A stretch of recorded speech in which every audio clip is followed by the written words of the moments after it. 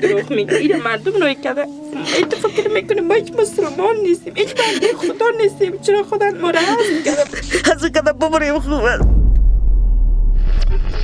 بسم الله الرحمن الرحیم. دوستان عزیز، در کنار خانواده هستیم که این مادر 4 دختر داره، شوهرشان وفات کرده، فرزند ندارن، مشکلات زیاد در این سیاهخانه که داخل یک بلاک است و صورت رایگان میشینن، اینا زندگی میکنن. نلای آب ببینین، ممکن قلب از جنس سنگ باشه، آب میشه اینا رو ببینن دیگه. هستن کسایی که چند نوع غذا میخورن، در حالی که مادر میگه که شبها روزا ما گرسنه خواب میکنم. نداریم چیزی از خیرات آورده نمیریم مردم. سرم کرای بلند هستم اونجا موندگی است. مادر جان گیره نکه، الله متعال مشکلات شما را حل کنه.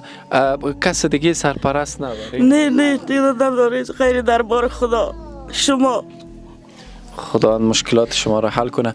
ولی شما با $80 میتونین که سرنوشت این خانواده به مثل به صدها خانواده در ماه مبارک رمضان تغییر بدین. دوستا ما بتونیم این فامیل برشان تجارت بسازیم یا مادر ما اسپانسر پیدا کنه. انشالله ما وعده میکنیم حتما خواهرها و برادرای خیرخواه هستن که به دنبال مقسم خانواده هستن. مادر ما به اینا کمک برسه و این مادر بزرگوار دیگه مشکلشان حل است. اگر مادر ما به شما آرد، روغن، برنج، نخود، لوبیا، فکر این کل مواد غذایی میرسه در هر ماه اسپانسر شوین دیگه خوشحال میباشین.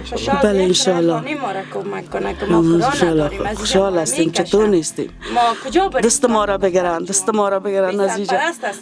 کجا بریم؟ در میدانم کس نمیمونه که یک دو تا جلا پرتیم بشینیم. 2 هفته دیگه وقت داریم تا امسال رمضان یا 4 5 رمضان ما را میکشه. دیگه ما نداریم که ما کرای خانه بدیم، حتی تداوی این دختر نداریم که ما کنیم که از گردش حتی سنگ داره، چرک داره که شاید از فعالیت از گردش بانه. یعنی فکر کنین خودتان دیگه تو یک جای زندگی میکنین، قلب انسان به درد میاد. واقعا مادر جان هرچند بگویم ما نمیتونیم شما رو درک کنیم، وضعیت خیلی این حالته که میبینیم. انشالله کوشش میکنیم که ما حداقل نتونیم حال شما را جواب میتن 2 هفته دیگه وقت داریم، حداقل 6 ماه کرایه خانه شما را ما میپردازیم. انشالله جای شما خانه خوبتر پیدا کنین. دوستای دیگه هم بیننده هستن، کمک میکنن بتونیم 1 سال بتونیم 2 سال جای شما زندگی کنین و او پول مبلغ شو براتون بپردازیم. الله متعال مهربان است. شما آزرده نباشین. خواهر محترم شما گریه نکنین. آرزوی زندگیتون چی است؟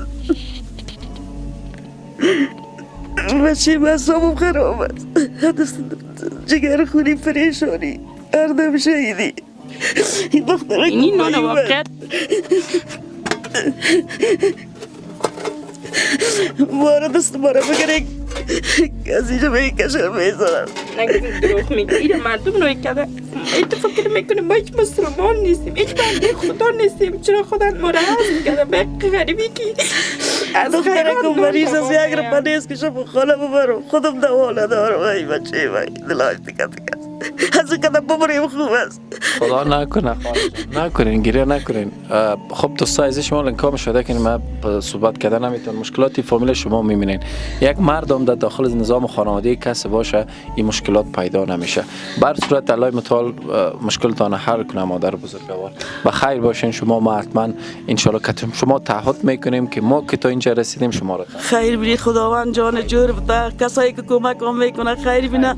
مقصد غم مرا خدا بخوره شما بخوره. گریه نکنین مادر جان، گریه نکنین. نداریم دخترم پیسه نداشت که ببرم گردایشو تداوی کنم. نکنین مادر جان. خدا مهربان است. ان شاء الله مشکلاتون حل میشه. دوستای عزیز لینک ها مشاهده میکنین. با السلام علیکم و رحمت الله و برکاته.